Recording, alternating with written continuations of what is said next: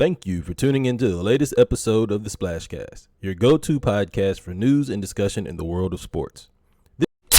Ladies and gentlemen, children of all ages, welcome to the Splashcast. I am Norwood. Welcome, ladies and gentlemen, to episode 182 of the Splashcast. I am your co-host, Reggie. We appreciate y'all for tuning in on Monday Night Raw. Let's get into it. Wow, brought it back. Yeah, man. Well, come on in. So, come on in, have a seat, turn up. Y'all know what it is when it comes to Monday Night Raw. We do our HBCU news around the culture, followed by our either basketball or football, whatever's in season. This time is going to be our hoop segment. Then we got some football talk to round out the episode. Football is always going to be relevant, apparently. They're going to make sure. With that being said, remember to always like, follow, subscribe, and share. How you doing, brother? I am feeling good, feeling great, blessed, highly favored with a little bit of water to hydrate before things may go off the rails here. Ready to talk some HBCU basketball. It's been a good week. Man, it has, well, maybe. Not for you, for others. Tourney time, March Madness. We're trying to be excited. I'm trying to be excited. I'm normally always excited for the blacks. Y'all know how that goes. Alabama State win the SWAC championship, defeating their former coach. Jackson State University, coached by Mo Williams, who left Alabama State high and dry with no inkling that he was going to leave, and went to Jackson State. So for Alabama State to defeat them in the championship game. Funny story. Yeah, this is a surprise. I think they beat y'all the round before, and I'm talking about Southern University when I referred to y'all in this case. Grambling. Right. Grambling did it. Right. Hurt. Hurt. I would rather lose to Alabama State than Grambling. Congratulations on Alabama State. Next up, we have here the Southern women beating Jackson State to win the SWAC women's basketball tournament. They won 51-47. Congratulations on a fantastic win for them. Next up, MEAC. You gotta let me say something now. They won. Don't just skip me around. I feel like you had the week where y'all both your teams won their little regular season conference.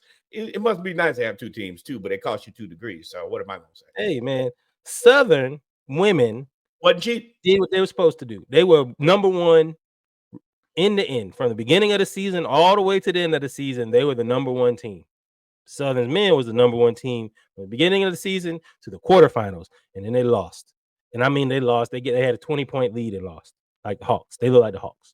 So, shout out to the Southern women. It was fantastic watching them win. Very passionate crowd. I love that they have it here in Atlanta. It's definitely going to facilitate some more growth in the SWAC, and everybody's trying to get to Atlanta. The SWAC and the MEAC are trying to get. This is where you want to get an HBCU somewhere in this state. So you'll see more.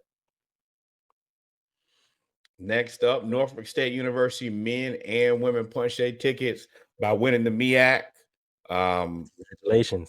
Congratulations.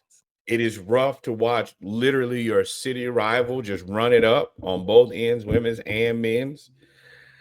But congratulations where congratulations due. They beat us. Rough. That's what I have to get for leaving. You shouldn't have left. MEAC, and you should have had stuff together so people didn't have to leave. Right. Now, come on back now. I'm gonna say it. You don't have to. You didn't hate me. I am 100% okay with spinning the block with the MEAC. If you get your things together, and once again, me and Reggie to update y'all as much as we can. MEAC, just make it easier for us.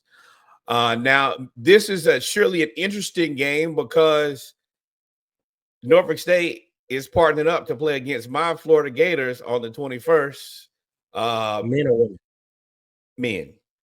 I think my I'm gonna tell y'all right now. Number one, Gators are my squad. Number two, I think they might be the best team in the tournament. They definitely gonna make a run at it.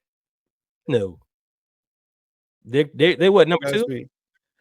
Hey. My boys is good. My boys are very good. My boys are very good.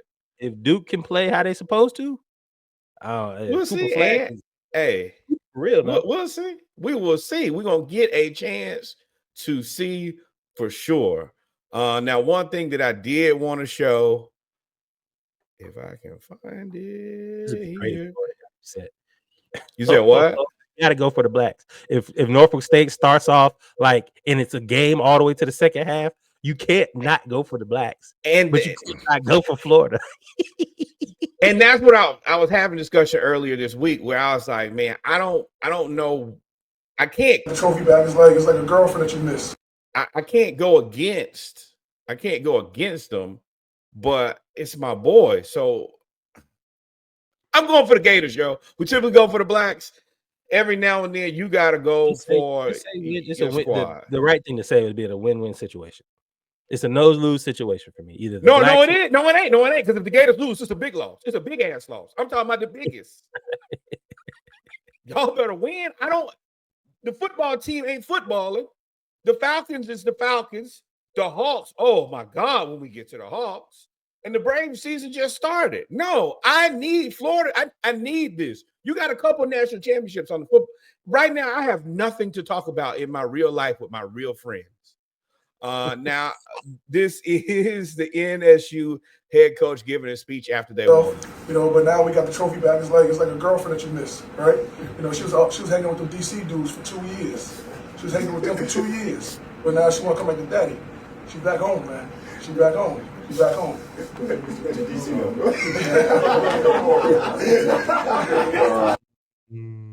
Tell me that you hurt without telling me that you hurt. You are hurt. Norfolk always feels some type of way by DC. Norfolk always feels some type of way by DC. And they get the little, the little city treatment. It is Howard.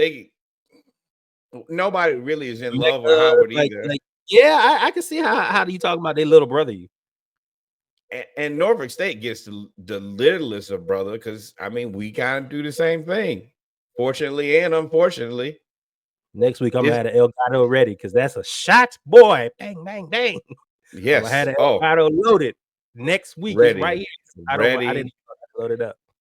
Ready. And then we want to always support our alum, Moni Davis. Louis, what was this? Not Louisville.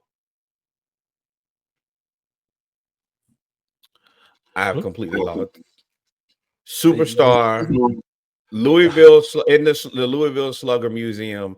I cannot remember what she played into. Say Little League World Series. Boy, that was whooping my ass. Little League World Series icon, champion. If I remember correctly, she was on the cover of Sports Illustrated. We love her because she is also a Hampton alum, but she got a sculpture in Louisville. Congratulations.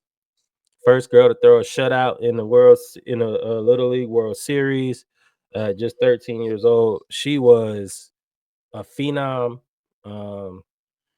She was playing for the Anderson Monarchs. Yeah, that's who it was. So shout out there, 2014. Hey man, big impact in a little bit of time. It's awesome. Yes, congratulations. And yeah, let's post this everywhere, Hampton. With that said, I think we've covered everything in HBCU. Yes, all the rest of them other statues that people may or may not be thrilled about. You could definitely add her to the lexicon, and I think that everybody would be much cooler. I ain't gonna do my boy Harvey wrong like that. Shout out to my boy. But yeah, this is one that can definitely be added, and that was a shot from Reggie. Pew pew. All right. So up next, we got some good basketball talk. Everybody go get your beverage. Reggie and I are going to step away briefly, and when we come back, we will be keep your water because we are of age, but we coming back with beverages. I don't know what I'm gonna do first. Should I do a beer? Or should I do a little mog? What they say: beer before liquor, never been sicker. Liquor before beer, you in the clear. I don't. Reggie does not subscribe to that. No better than me at all. We'll be right back. Hey, Splashcast listeners, are you ready to dive into some exciting opportunities with us? The Splashcast is now open for brand partnerships, advertisements, and sponsorships. We want your business to make a splash with our audience. Picture your brand reaching all of our loyal and passionate listeners who love our weekly content. From HBCU news around the culture to our splashes of the week, we cover it all. If you're looking for a dynamic platform to showcase your products or services, look no further. Reach out to us at diveteammedia@gmail.com. That's diveteammedia@gmail.com. Or visit our website at www.thesplashcast.com for more details. Ladies and gentlemen, we are back, and it is time to talk basketball and beverage, some say. What you thinking, my friend? Got me a little, you know what I mean, a little marg. Look, nah, me, huh? Look, nah, me. I mean, one of the people who consistently does well. Shout out to FlauJae Johnson, women's basketball player for LSU. She's sending $5 million to help families who need housing. She has continuously done the right thing, and $5 million is a ton of money from a college athlete to do this type of thing. She is really setting the precedent. Number one NIL. She's the number one female basketball player in terms of number one ranked in terms of NIL worth. I think Juju's number 2. I'm not gonna say how much because I don't want y'all to try to count her pockets or nothing. No, I thought it was a gymnastics girl. We'll go back and look that up though. But no, basketball. Okay. So, plus, like, she can actually rap. Like, she can rap for real. Main feature, what you talking about? She getting paid to rap. Like, so she's got money flowing, and then she's still nice, and she's still cooking y'all on the court, and she's still gonna go to the WNBA or Unrivaled. Relationship flourishing, everything seems to be working out well for her, and we love that. Congratulations, and just doing what you don't have to do. That's always appreciated. Another women's college basketball phenom, now WNBA phenom, now Unrivaled phenom. Angel Reese wins the Defensive Player of the Year for the Unrivaled League. Congratulations again. And this is not just like the WNBA is one thing, but Unrivaled is really due to the few amount of spots. It is literally the best of the best. To dominate the best of the best defensively, that really puts you in iconic status, especially your first year professional. I'm not surprised. I mean, she's a monster. She's a monster on defense. She's like, no shade, not in terms of like looks or anything, but she's like Dennis Rodman. Like right now, she's Dennis Rodman. Now, physical, strong, tough, because she ain't no chump. Like and gonna defend you and get all the rebounds, and there's nothing you can do about it. Now, I'm gonna say this: y'all messed up. Y'all should have left that girl alone. Or that woman, I'm sorry, depending on whatever, no shade, no slight, no disrespect. But y'all should have left her alone because y'all done messed around and talked about her shot and bricks and missing all them layups so much and didn't realize that she was gonna go get better anyway, even though we tried to tell y'all. And now she working with Lisa Leslie. And I'm gonna let y'all know she hit like 2 3-pointers in a row. I said, oh, y'all in trouble. Y'all let around and let her get a jump shot. Y'all call it Christmas. It's over. All y'all need to retire. All y'all old folks, I ain't call no names, but all y'all old women out there need to go ahead and hang it on up. Go ahead and broadcasting, investing, raise a family because she gonna cook y'all. And it's over. And it was only a matter of time. The girl was a rookie. She's going to get better and better. And y'all try to, shoot early. Y'all think that that's the answer, and it surely ain't because her game is going to evolve, and she's one of the few people who really invest in, hey, I'm going to make. She listens to what people say, and y'all want to make all these jokes about, oh, I miss. Well, she got paid for McDonald's, number one. Shout out to that. And number 2, yeah, she's gonna be on y'all ass. This is going to be a problem for y'all for the foreseeable future. Congratulations, Angel Reese. As a WNBA fanatic, as a women's college basketball fanatic, we're going to continue to support. And this is something she alluded to as well. Okay. I wanted to talk about that last because we're gonna get there. We're gonna get this. Recently in an interview, she kind of talked about the possibility of a WNBA lockout. She alluded to it. I mean, under no uncertain circumstances, she basically said either get it right or we're not going to play. Me and Reggie have kind of talked about it briefly here on the pod. I don't think that a lockout for any amount of time is good for either party in this case. I hope that everybody does their part to get it right. I think that they deserve more, sure, but also make hay while the sun shines, as the old people say. Y'all are up right now, as we're going to talk about in this next little piece, but a lockout would be tragic as far as I'm concerned.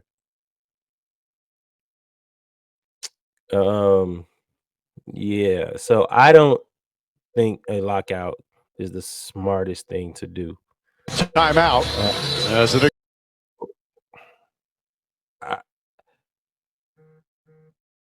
I think you would lose all the momentum that you've gained over the last 2 years, especially with this rookie class going up, because you have no real bargaining chip right now. You guys had your best year in terms of turnout, ticket sales, and all that, and still lost, still was in the red. Don't cut your nose off to spite your face right now. Y'all gotta.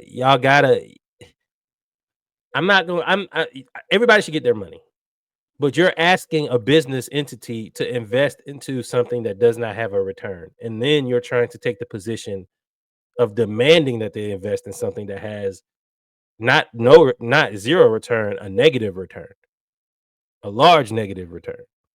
So I think from a business standpoint, I think you guys need to go back to the drawing board. I think there's a negotiation piece to it. And I think that there could be some more marketing added to it, but you don't have the leverage to do this, in my opinion. Now, I don't know. There may be some back channel information that we don't know, which I'm sure there is. But from always is the numbers, I wouldn't recommend this. But also, I'm not a woman, and I'm not in the WNBA, and I'm not a professional athlete. So right, and that is the other part about it. On both sides, the juice got to be worth the squeeze. And I'm not going to practice every day if I'm not getting paid a commensurate amount for the effort that I put in every day. I wouldn't ask Reggie to do that at his job. I'm definitely not going to do that at the place that employs me now. Shout out to you guys for doing the needful.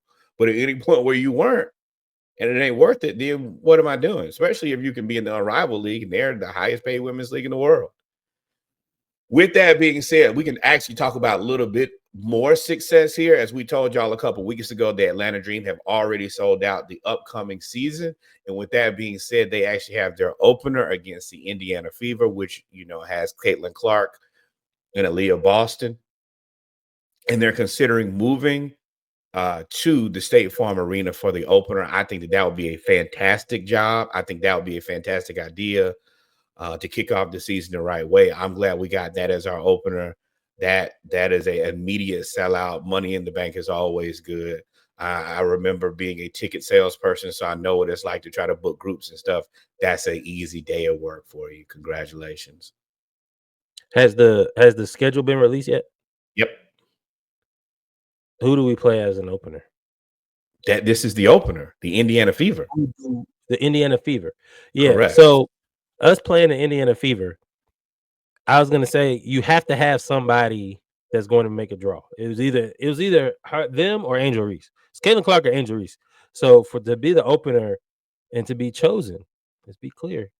When they're making the schedule, you are chosen to have those opening games. To be chosen to play Indiana, for good or bad, is great for the organization.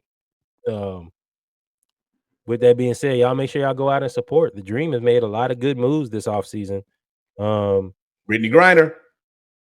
So we actually might be pretty good. So make sure y'all go support. Splashcast will be in there. Shout out to the homie Taylor, who works for the Atlanta Hawks and the Atlanta Dream, putting in the good work.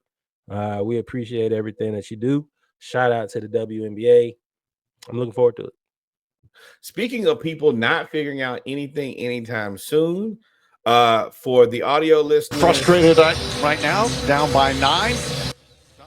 This is a back and forth between Josh Hart and Tom Thibodeau. They are pretty feisty in this. They had to be separated. New York is an interesting team to me. And the Philadelphia Eagles have kind of scorned me of looking at teams that I just don't trust and saying that you don't look like something. And then the Eagles proved me wrong. So now I have to look at everybody with another look. But I've said all season about the Knicks. They've won a lot of good games. They've won a lot of games. But when they play against teams that I think that are good teams, they don't look like a good team. And they've kind of been consistent with this. So first you had Josh Hart and Thibs get into it. You got any thoughts on that? You said a lot there. They don't play well against good teams. They should have beat Golden State when Josh Hart and Thibs got into it. If Jalen Brunson's healthy, they probably beat Golden State, especially with the way that Cat played that game. Hart and Thibs, ItMikal and Thibs, I think it's all true. I think they feel some type of way about playing all these minutes. ItMikal does. I think Hart, in the heat of the moment, whatever Thibs was doing, he was frustrated. And when you play Steph Curry, you're gonna get frustrated. Like, that's what's gonna happen.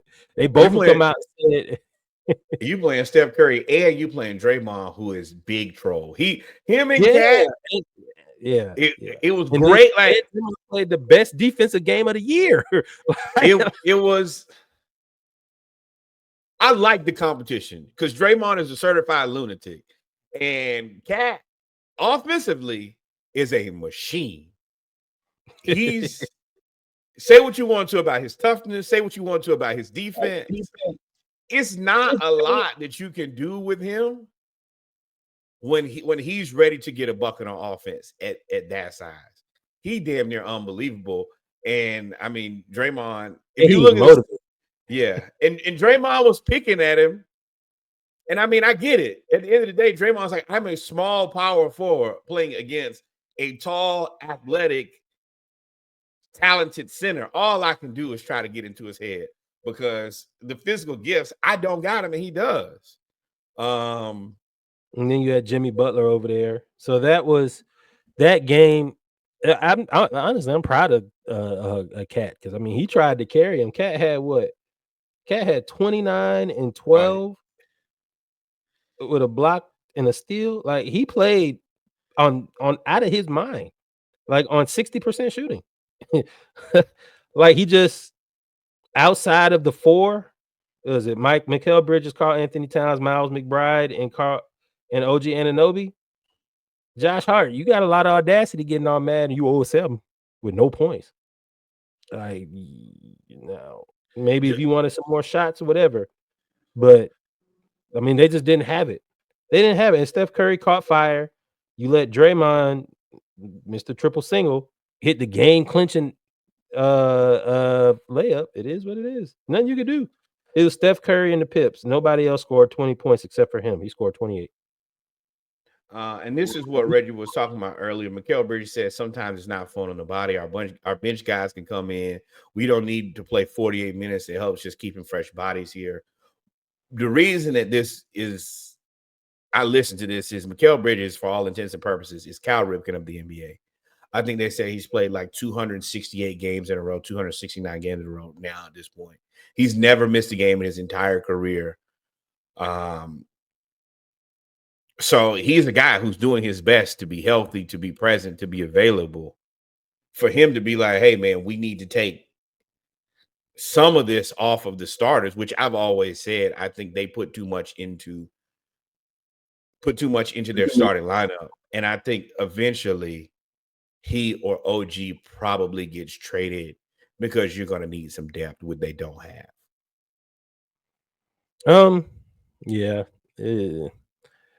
Hey, shout out to y'all Knicks fans who we've been saying this for years now, and y'all keep defending Thibs.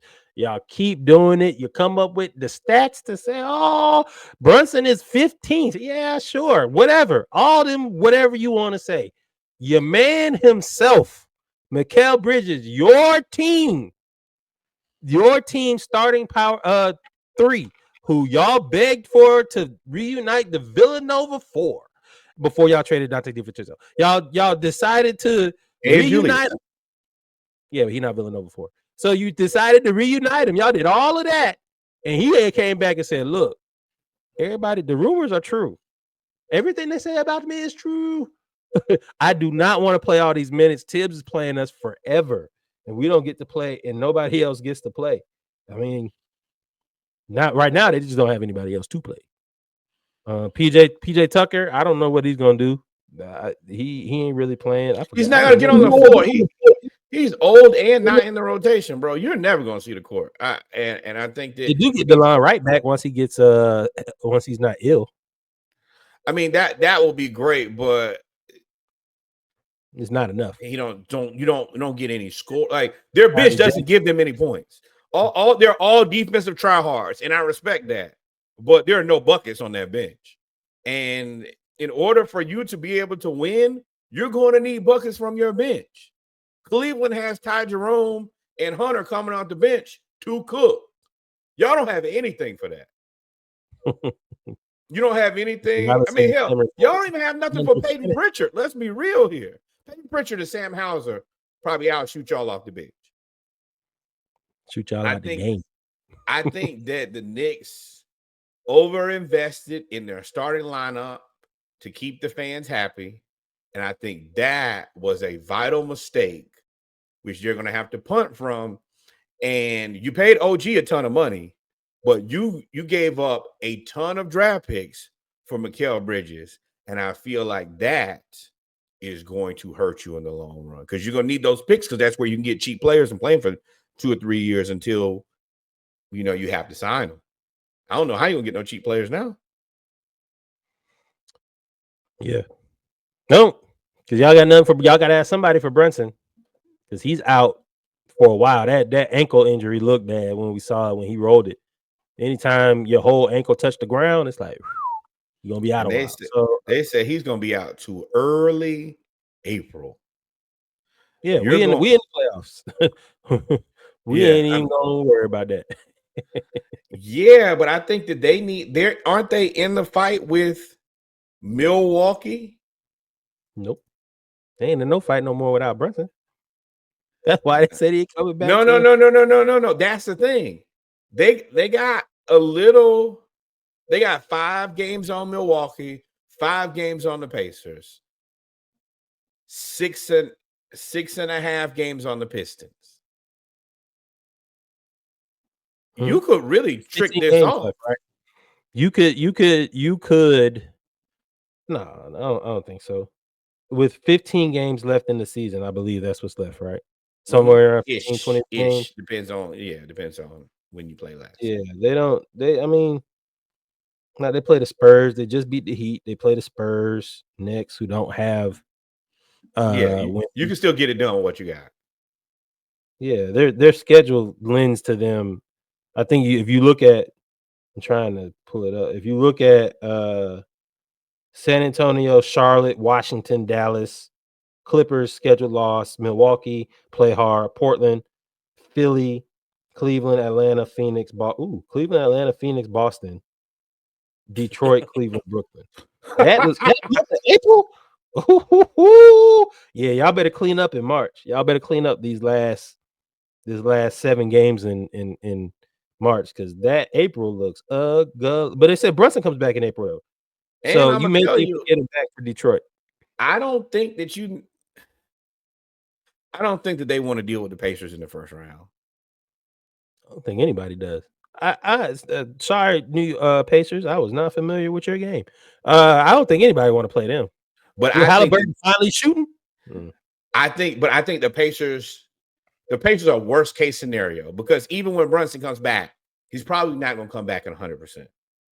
And playing against the Pacers who play at 150 miles per hour, that is not great for a sore ankle. Let me tell you that right now.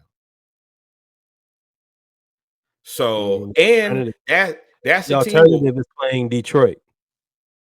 It's a better matchup to me. They don't want to see slower. You're playing slower basketball. Pacers play one of the fastest. when your leader has a hurt ankle and your team is short on depth, the last thing you want to play is a team that has a decent amount of depth and plays really fast. Yeah. We'll see. Hopefully, especially as the team who we've seen put 150, 160 points on our own beloved Hawks. I mean, if anybody can tell you about it, it's us. Yeah. One thing that I did want to harp now that we've talked about Jalen Brunson and his injury is Mark Williams, since he failed the physical with the Lakers, 31 minutes, 26 points, 16 rebounds, 1 block, 24 points, 12 blocks, 12 rebounds, 2 blocks, 14 points, 14 rebounds, 2 blocks, 24 points, 10 rebounds, 2 blocks, 12 points, 13 rebounds, 2 blocks, 12 points, 12 rebounds, 3 blocks, 8 rebounds, 12 points, 1 block, 10 points, 5 rebounds, 2 steals, 10 points, 9 rebounds. If he's hurt or injured, I don't know what injured is or hurt is. It's the same thing I have to ask the Dallas Mavericks about Luka being fat. There's some finagling going on there. I don't know what made them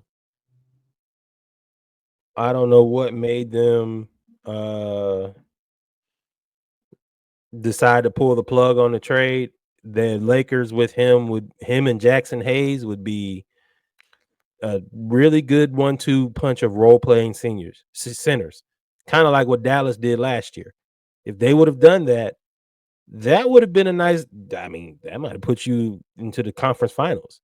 So I don't know what you decided to do. I don't know why, but also Mark Williams, I know the answer to this. Your agent is probably making that happen too. And this answer was Jackson Hayes' family made a call, and they had one favor that they knew, and it was, hey man, send him back because Jackson Hayes is going. He's going to get paid because Mark Williams never showed up.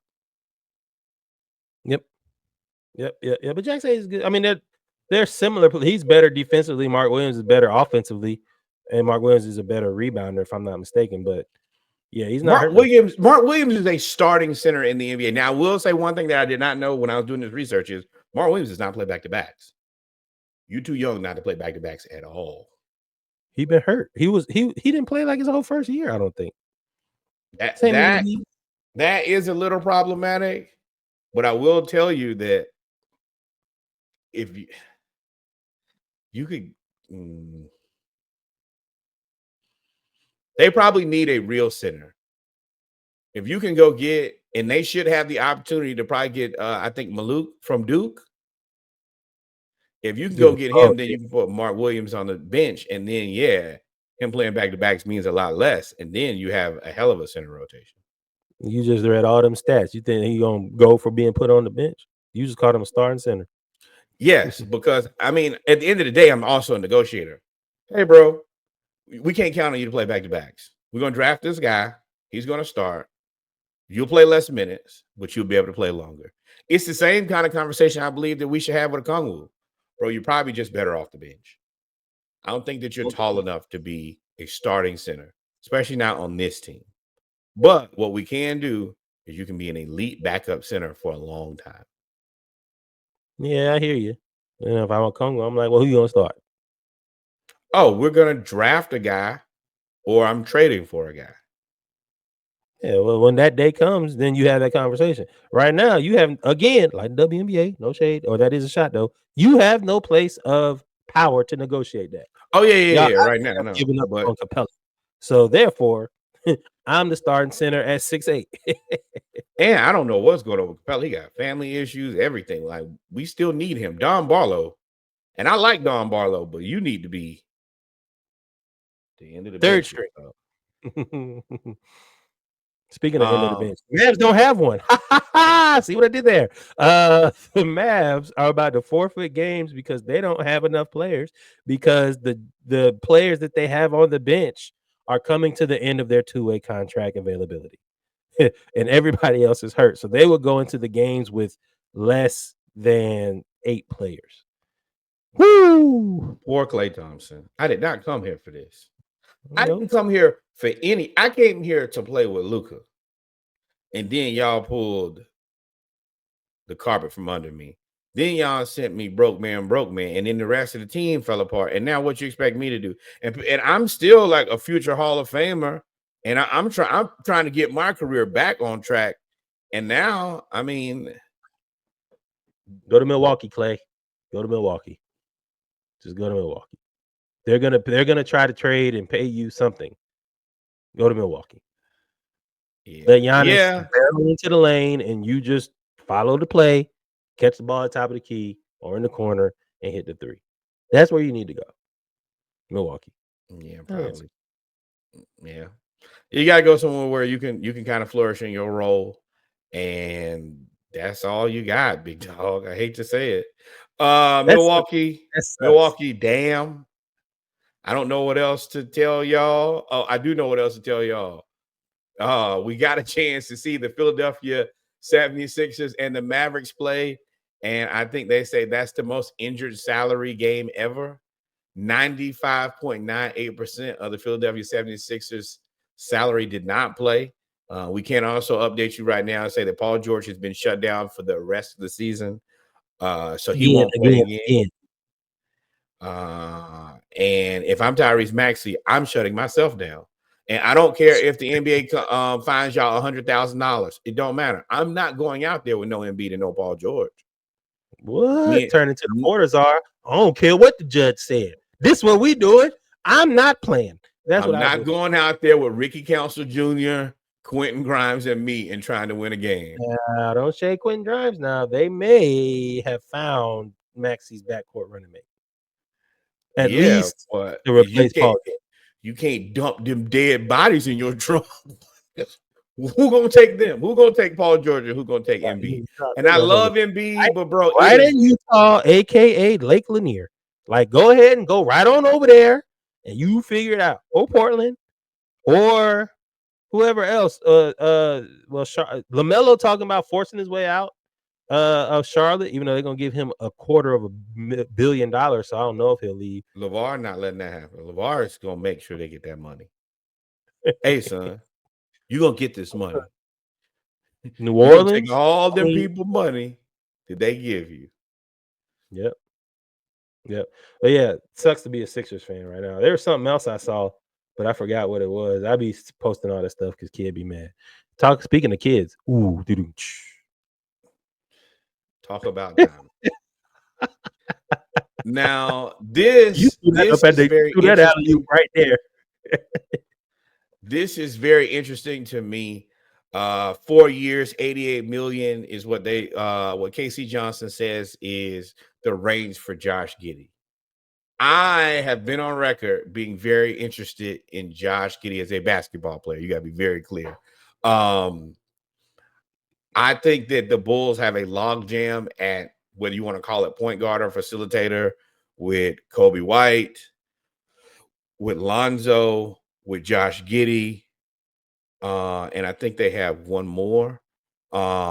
I think that this would be an opportunity for us to move on from Trey. I would like to do a sign and trade for Lonzo, Josh Giddey, and a first-round pick. Trade to Chicago would bring Chicago something to watch every night, which would be good for them. He's also a Jordan Brand athlete in Chicago. We know how that goes. And for us, Josh Giddey will give us an excellent point guard option. I think that I would be way more comfortable with keeping a Kungwu if we could have Josh Giddey as our facilitator, and specifically if we had Lonzo as our backup point guard. I don't see that happening, but because I think somebody's going to come and overpay for Josh Giddey personally.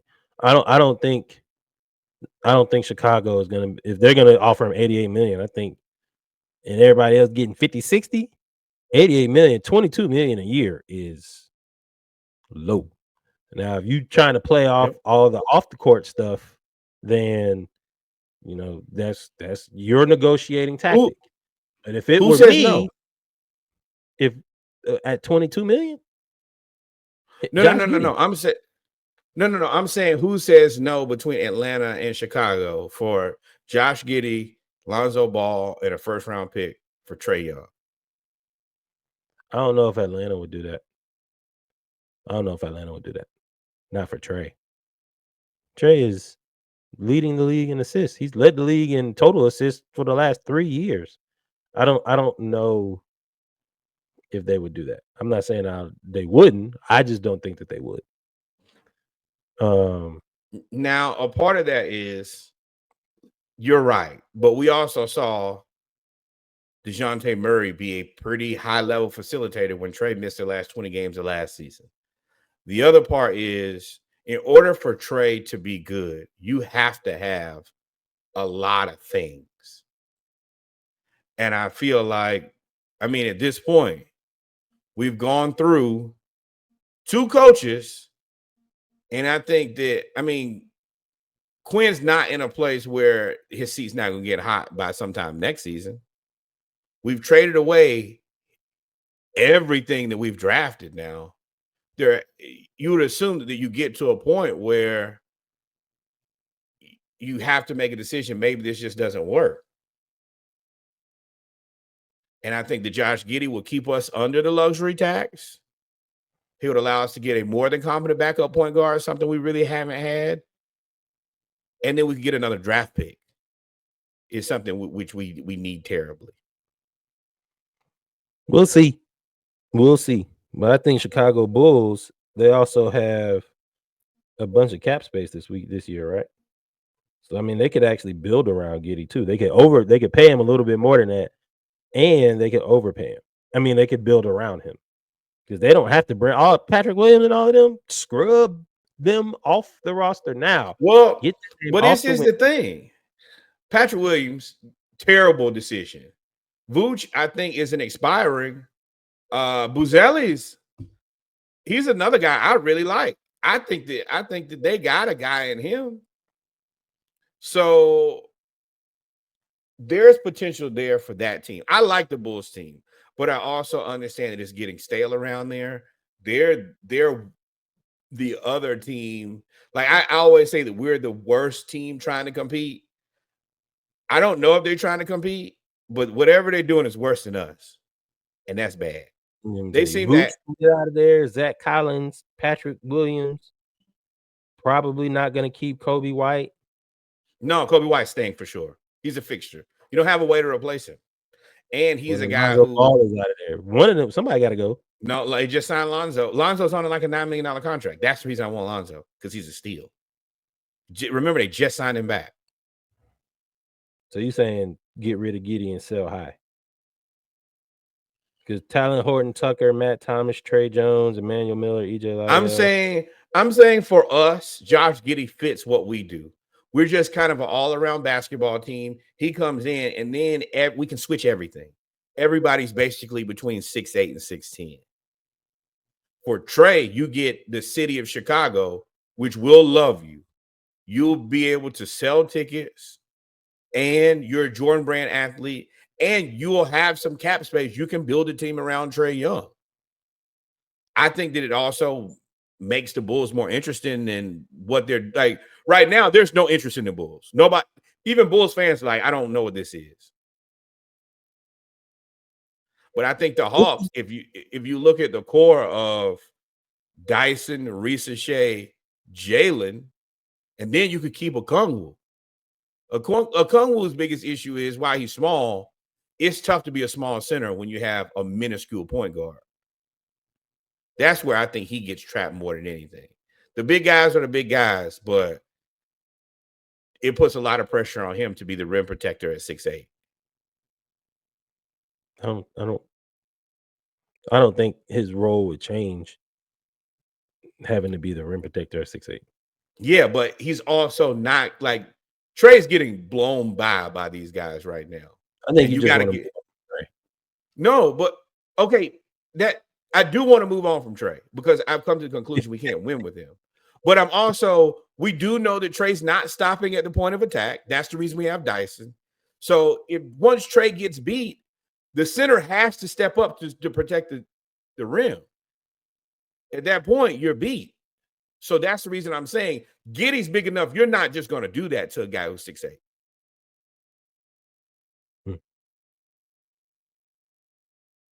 I mean, or we could just be the Bulls and perpetually just keep doing this thing with Trae Young. But I also don't think that we're going to pay him $53 or $55 million a year to do that. We'll see. We shall see. But I don't think Giddey's going to get 22. I think Giddey's going to get 30 plus. Probably easily. I'd take 30. I'd take 30. That's not bad. If I'm Giddey, I wouldn't come here. Even if it's sidewise, I'll go to Orlando. I'm not.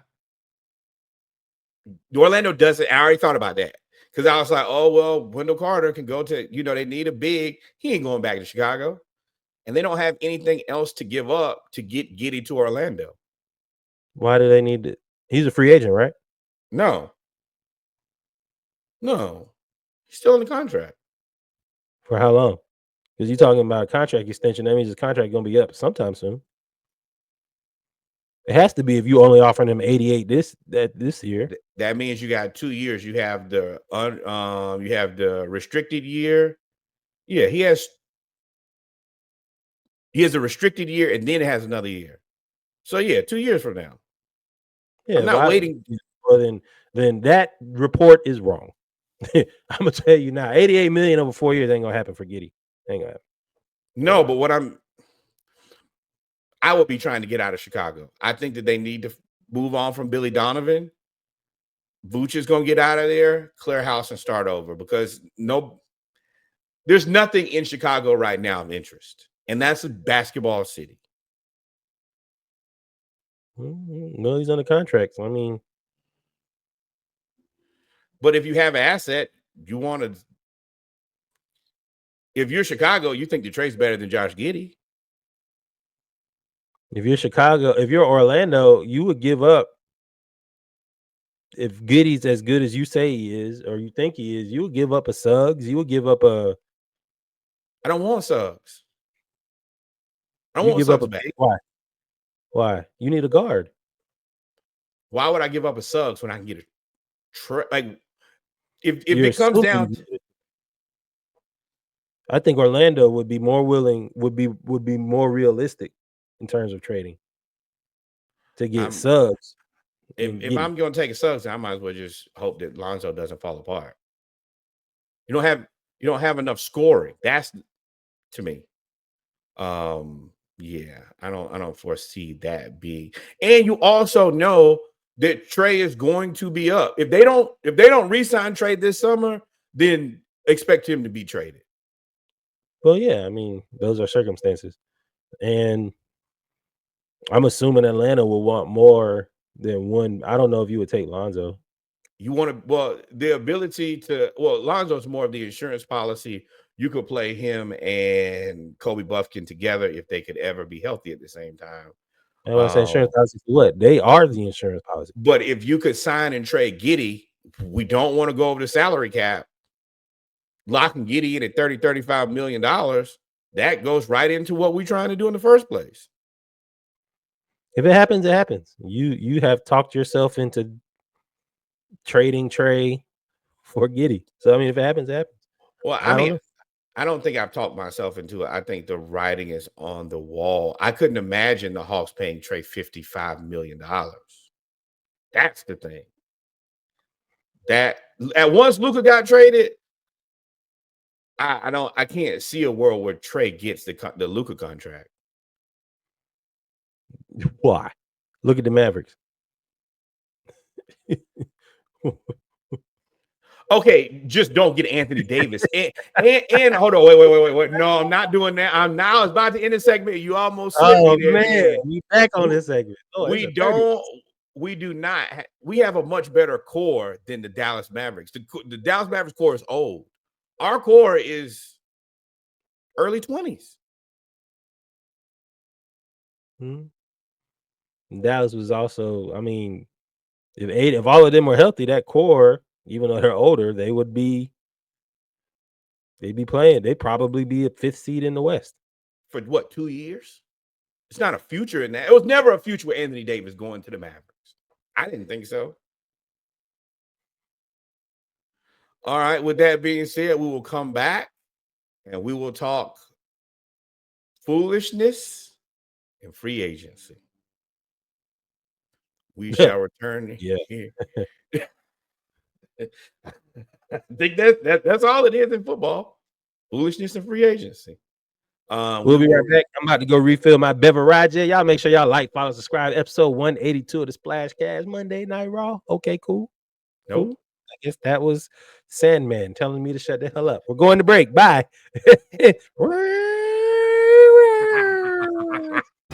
Hey, Splashcast fans, are you ready to take your obsession to the next level? Join the Splashcast community on Instagram and our own Facebook page for an immersive experience like never before. Get in on the action with lively discussions, fiery debates, and a community that's as passionate as you are. Our social media platforms are buzzing with the latest podcast news, exclusive updates, and behind-the-scenes sneak peeks. Don't miss out on the chance to connect with fellow Splashcast enthusiasts. Dive into the conversation, share your thoughts, and be part of something bigger. Find us on Instagram and Facebook, or go to www.thesplashcast.com to join now. Welcome back. Welcome back. We are here. We are here. We are here for our final segment, the football segment. This is also last call for the people who are drinking. How y'all doing? We are blessed and highly favored. Happy to be here. What you thinking, my big dog? Oh yeah, I'm read up. Shout out, I am read up. Welcome back to episode 182 of the Splash Cast Monday Night Raw, the football segment. Got a few things we're gonna talk about today. Start out with football. Start out with college football. UNLV tried to do what Colorado did, but didn't do it well enough. UNLV AD Eric Harper says the athletic department is nearly $31 million in debt, but hopes to raise the money through donations and increase revenue to pay Dan Mullen his salary. Excuse me, sir, what? We ain't got it. Ain't got it. Don't have no way to get it, honestly. Yeah, you can't do what everybody else does. Dion is Dion. So when the Colorado coach said, look, we gonna figure it out, you knew that Dion was gonna help figure it out. I don't see Dan Mullen in that same era, in that same space as Dion personality wise. I don't know if he can generate all that money. Yeah, no, he cannot, will not, shall not, shan't not going to do it. This is the Dion tax. If you're Dion, honestly, put some more money on top. Whatever you was charging before, charge more now. Dion made his money back immediately.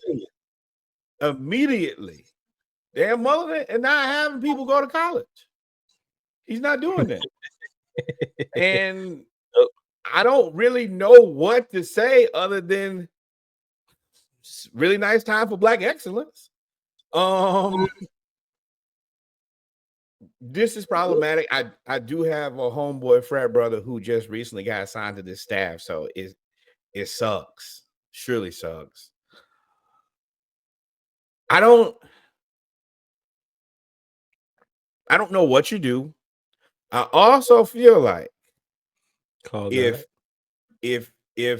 a black school did this, then it would be fiscally irresponsible. They're blowing their money and not making good financial decisions. There would be an investigation open to see what is going on with this university that has decided to cash these wolf checks. You're right. You are 100% right. I didn't even think about that.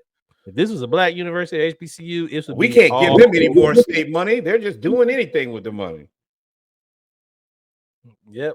But instead, this is a cry for help from a white school.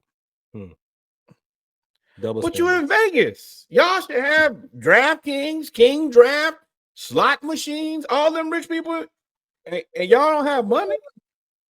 Y'all got all the legal and illegal money right there. Y'all should make it happen.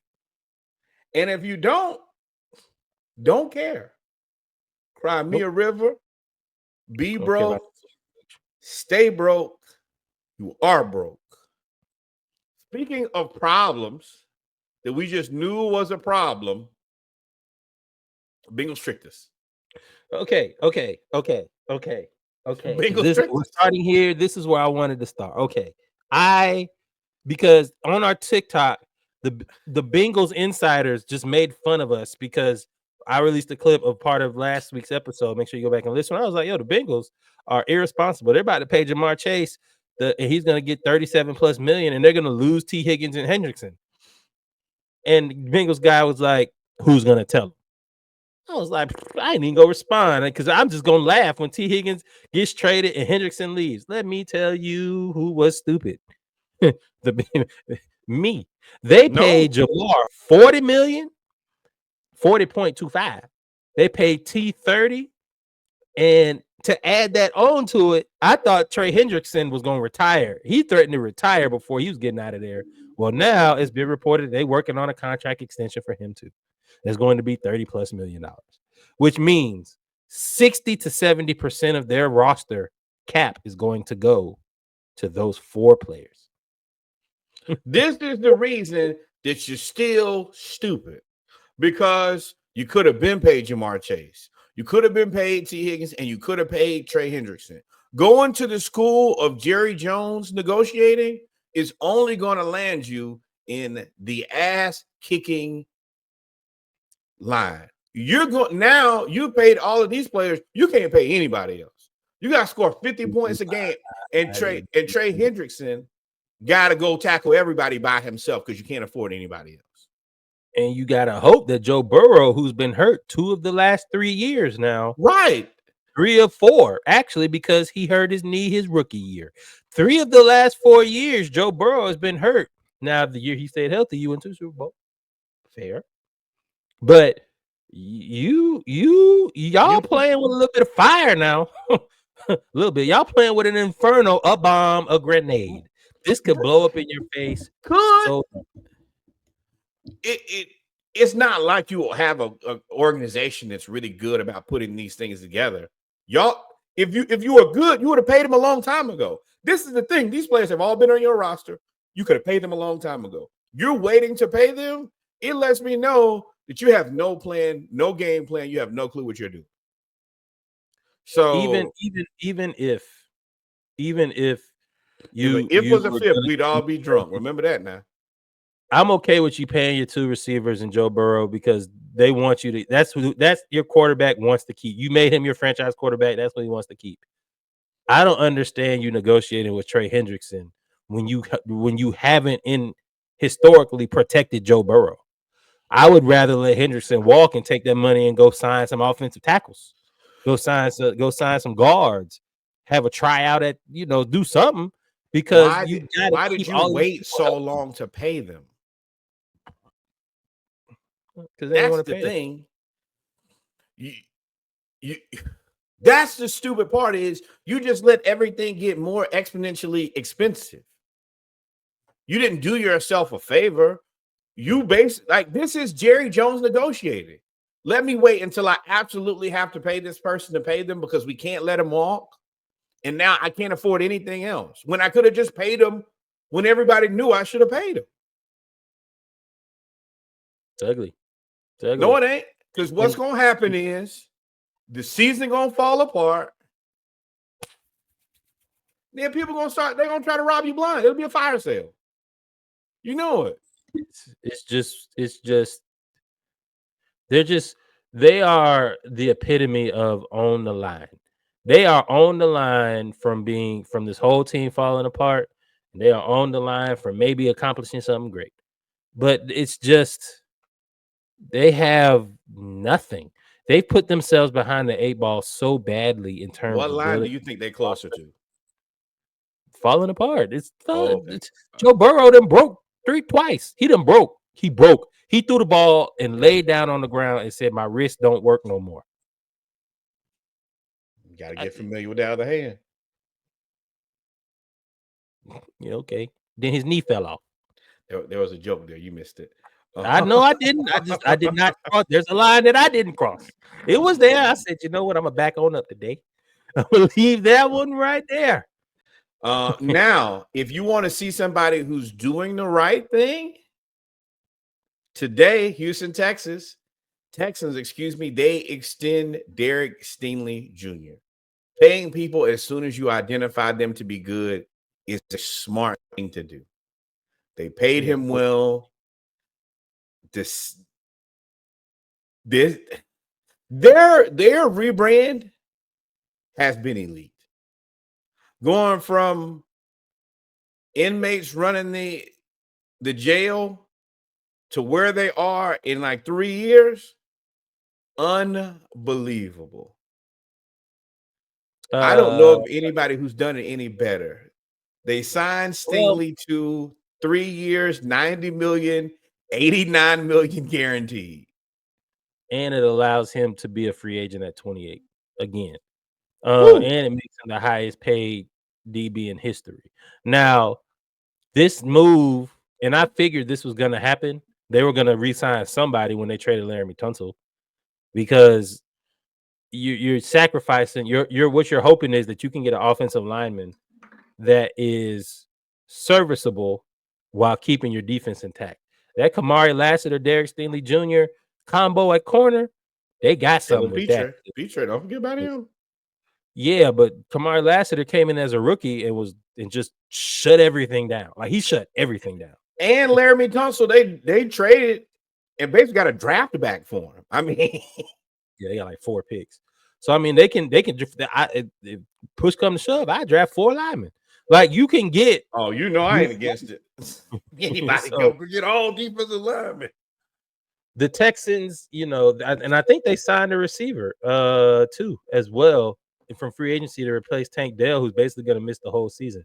So you probably, unfortunately for Tank, fortunately for the Texans, depending on how you look at it, him getting hurt probably allows a little bit more flexibility for the defense as well. So you trade Tunsil, you're probably not going to pay Tank Dell as much because of the health concerns. It allows this to happen. Oh boy. And then you look at our little team. What else? Chiefs and Commanders got hit with the tampering charges for trying to sign Ronnie Staley. As big tamper ourselves, we are used to this. I think that this is now just a part of free agency, is a little tampering. Can I get you before? But they're both going to be hit. I assume they'll lose draft picks like the Atlanta Falcons. I am watching. We got 4 draft picks this year. I am watching. Y'all better take a 3rd, a 5th, a 2027. I need it in this, and don't try to stretch it out over 3 drafts. NFL. What can you say? I want it all. I want it all. I need for you to make sure you take 3 of them draft picks. If I'm not mistaken, I've been running mock drafts. Washington got like 8 draft picks in 2026, like 8 or 10, something crazy like that. So, hey, take them draft picks. I'm watching, because if y'all don't, I'm saying this whole thing is fixed, and that's going to be my entire saying for the rest of my life until the Falcons win the Super Bowl. Yeah, and I don't think Arthur Blank is going to is not going to let them to not pay their pennies after he had to pay his. Next up, I'm interested in what you got here. Aaron Rodgers, from what I've read, he is in no rush in typical Aaron Rodgers fashion.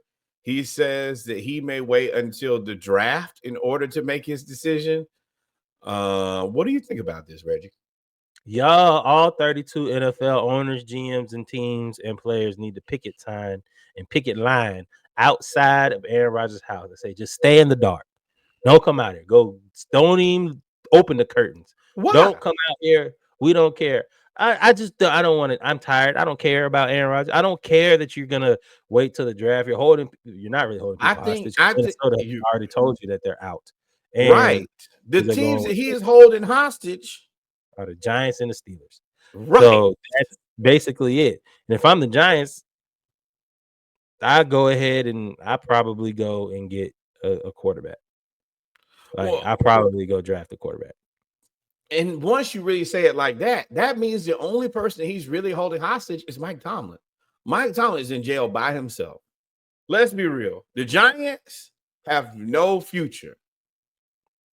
Unless, I think it's Pittsburgh. He should go to Pittsburgh. Pittsburgh is closest to having playoff success than the Giants are. He doesn't make a ton of difference with New York. You're right. You're right. But poor Mike Tomlin. That's such a terrible situation. Tomlin, hey, I love you, bro. I'm all for you. You Hall of Fame, all of that. You did this. You allowed Mike Tomlin, it's also time for you to move around too. If anything should be telling, if you should take anything away from this, is you need to be able to go somewhere else and start over, because the Steelers have kind of got you trapped. Their lack of quarterback planning, whatever they did last, and nope, this is your fault. It's your fault. Because you should have just played Justin Fields the whole season. The Jets now you are like, Aaron Rodgers or Russell Wilson. You still, and no shade to Russ, because Russ is still, when he's off schedule, is still one of the better quarterbacks in terms of he ain't good enough. You saw last year, he ain't good enough. He ain't really it. He ain't running the offense for real no more.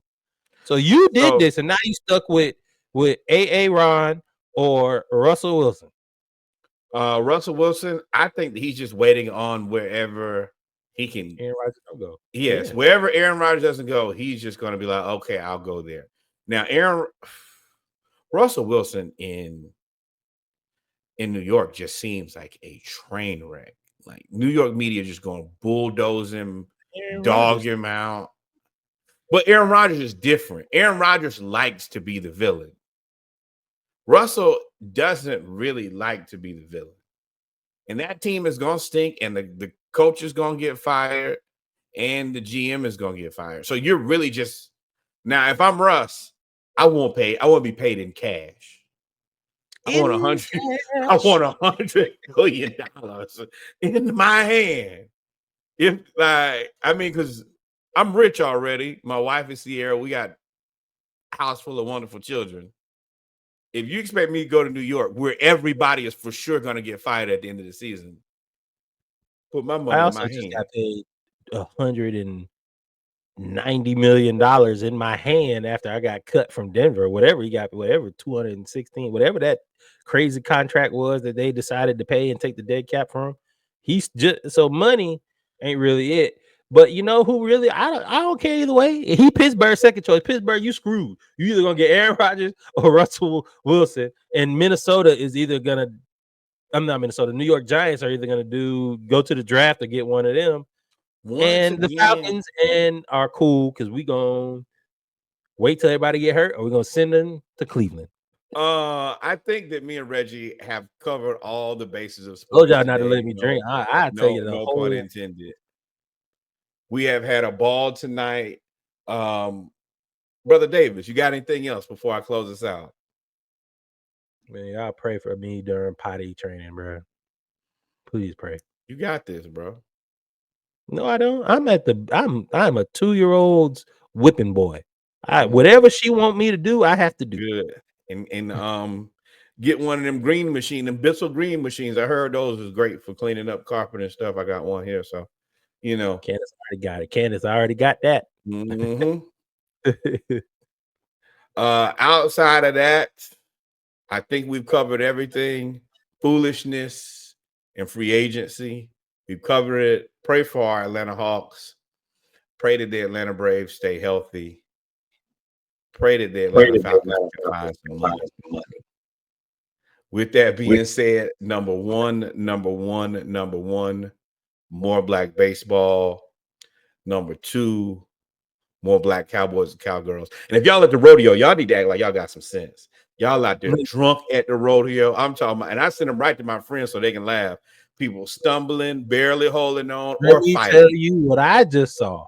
I saw the porta potty door open, and 2 people were in there. I said, in the porta potty at a rodeo? That is filth. That is just utter filth. They had the police out there. The police was like, hey, come on out. Hey, they said you can either come out or y'all both going to jail. Jesus. Nope, not gonna do it.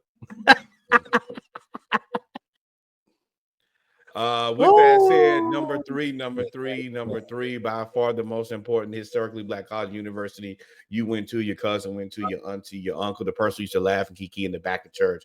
Send some money over there. Y'all see what they're doing in diversity, inclusion, and Black people in general. Support us. Black college. Y'all out there doing nasty stuff in a porta potty. How could you do that with the smell? Like, and y'all telling us we ain't qualified? Cool. And you got UNLV tricking off their money. They buying stuff you can't even afford. People, man, don't get me started, bro. The historically Black college university in your neighborhood, the one you go for homecoming, step shows, vibes, just to be around your people, send some money over there. And then finally, the historically Black college that means the most to me and Reggie, the greatest learning institution on the entire planet, the Hampton University. All we're doing is asking for $18.68 on behalf of the year that the university was founded. My bad, I burped. Thank you guys for rocking with us tonight. Without you guys, none of this will be possible. Are you doing something? Are you saying something? Yes. Outside this, yes. Adios, mi amigos. God is love. Until we see y'all again, y'all be safe. And do. Thank you guys for rocking with us again. We out. 5:47. The show is produced by Creative Logic Solutions. Whether the project is big or small, let Creative Logic Solutions help bring your vision to life. Catch our latest episodes and stay updated with the world of sports by tuning in to the podcast live on Mondays or catch the re-air on Dive Team Media Network, where you can also check out other Dive Team Media content as well. For collaboration, booking information, or any other inquiries, visit our website at www.thesplashcast.com. Every listen, share, and review is appreciated. Until next time. Like, follow, subscribe. Thank you, my friend. We in for it.